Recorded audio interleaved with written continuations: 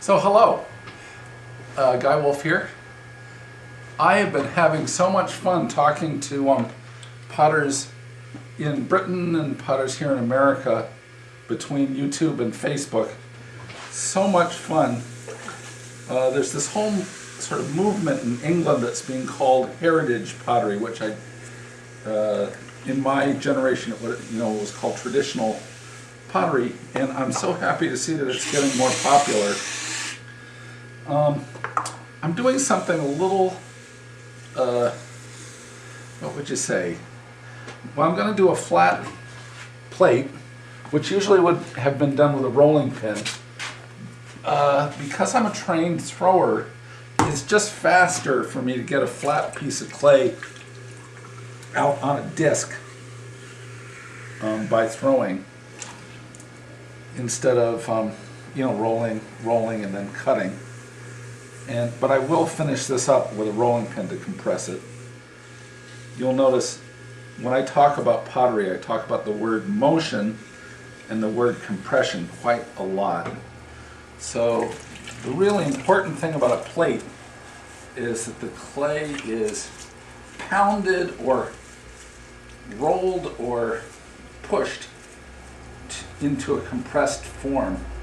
That's what keeps it from splitting. So that I'm ending up with this rolling pin doing its, the job that it originally would have done. It does a better job. The importance here is to have it flat.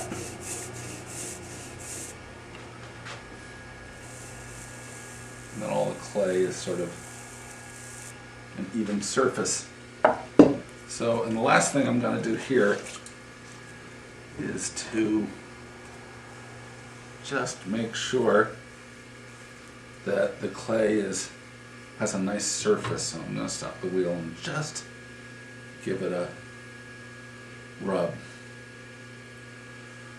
So this is a very fast way, as you can see, to get a disc of clay out into this form.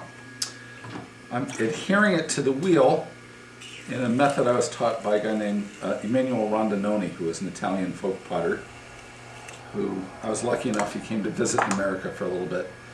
But it's just held on by a ring of clay on the wheel. Okay, so what I've done here, I'm picking up one of these one of these flat things I've just done, and I'm just going to pour some red clay slip with a little, maybe 5% iron added to it, to make a wet surface.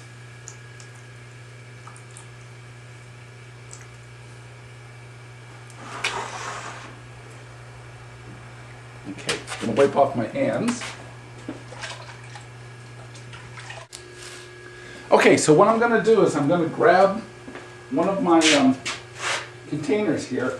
I have all of my trailers are sitting in puddles of water, pretty clear water, just to make sure that there's no slip inside the trailer itself that'll clog it up.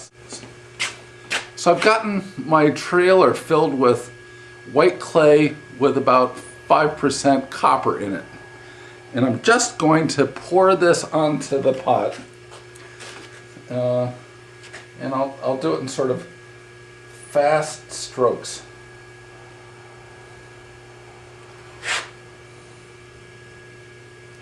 And I'm not doing a lot, I'm just doing a little bit here, because the less complicated this is, the wilder it gets when you joggle the thing. And that's what we're going to get to finally, is making a joggeled ware.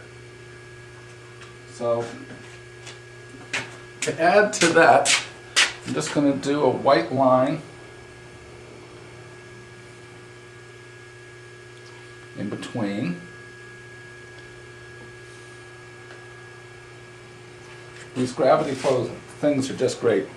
Now here comes the fun. Okay?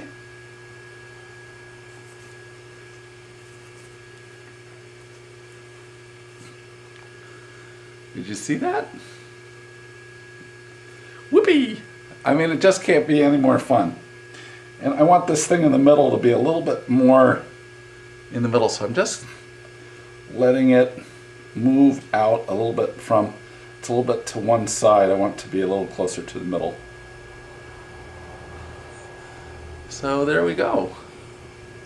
There's one.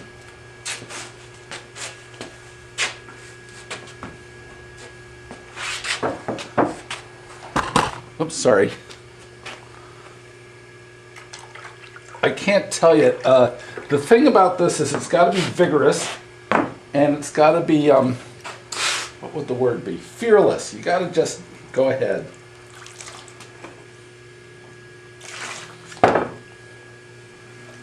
So here we are with, this is what makes the whole thing move, is there's this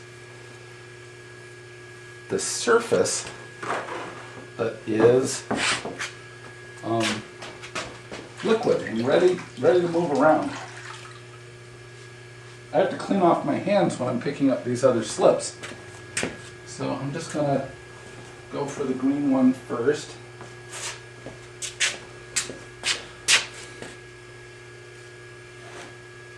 Maybe I'll go up and back.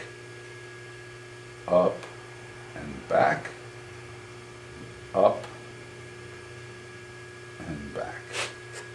And this time, I really like a lot of white. So I'm just going to do a white up the middle, white up the middle, white up the middle. And then I'm going to do white to the outside.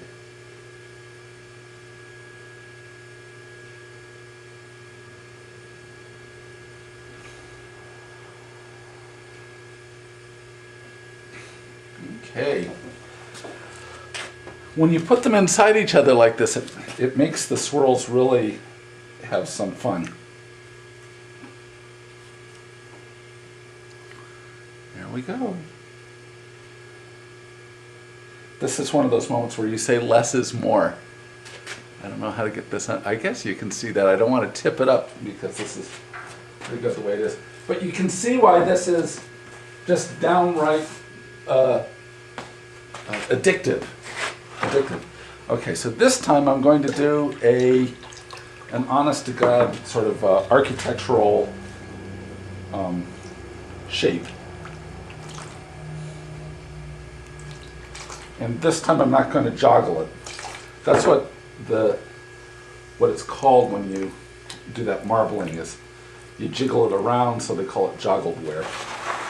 But this one's going to be a little simpler, and sometimes simpler is not simpler. So I'm going to use a lighter copper. I'm going to use the 3% copper, not the 5%.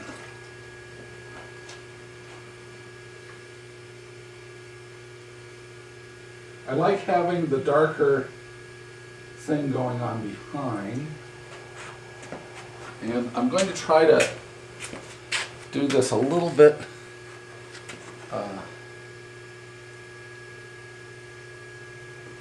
too close together, like I said.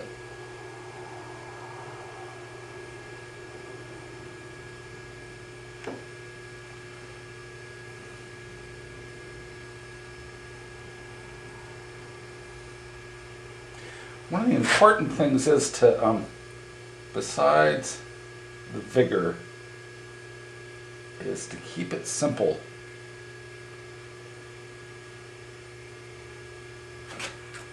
But you can see the gravity flow makes such a difference. So I'm just going to make sure I have enough white in here. I don't want to have to stop in the middle of this, so I'm going to go over and get a little more white. This is literally my stoneware body, just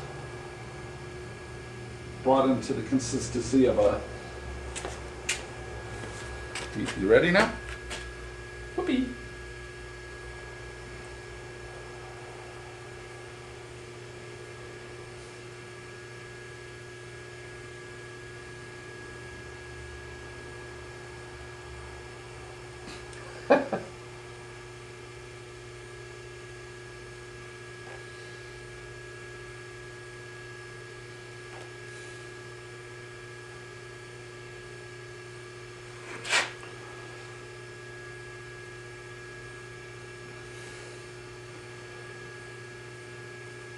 It is like cake decorating.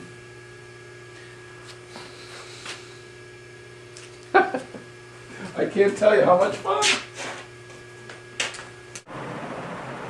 So I have this fan on, and I'm fanning not those pots, but you can see further on all of the plates I've been making.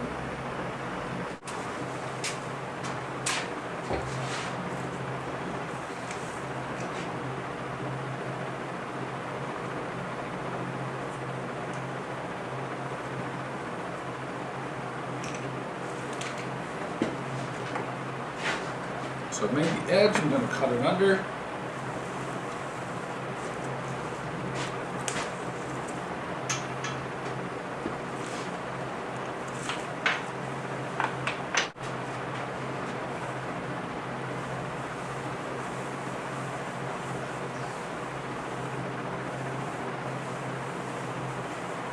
I love just pressing it down into the cloth, and the figure of the cloth shows up that way.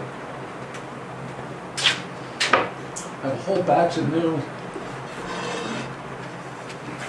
I've been doing so many of these that I threw myself some more of these molds.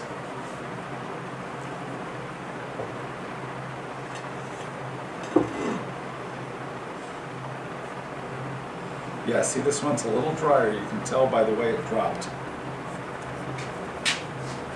It sort of stands when you push against it. So what's going to happen is, after these are dry enough to put on the bats, like I said, I'm going to take a bat like this, put some plastic on it, and then I'll put the plate from the mold onto this and put it under the fan. They'll really be ready tomorrow for checkering and putting into the kiln. So literally, you can make these the one day, dry them out the next, and put them directly into the kiln for firing. So with a certain amount of a push, you should be able to get these made, you know, out on the shelves in almost 48 hours from being made, which is sort of unheard of for plates. But it's this trick about the holding the moisture and drying it evenly. It's just such a cool trick.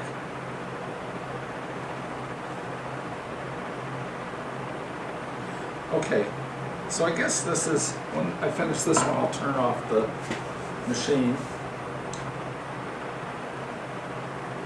And I hope this has been fun for everyone. I can't tell you, I can't stop making these. I'm having so much fun doing it.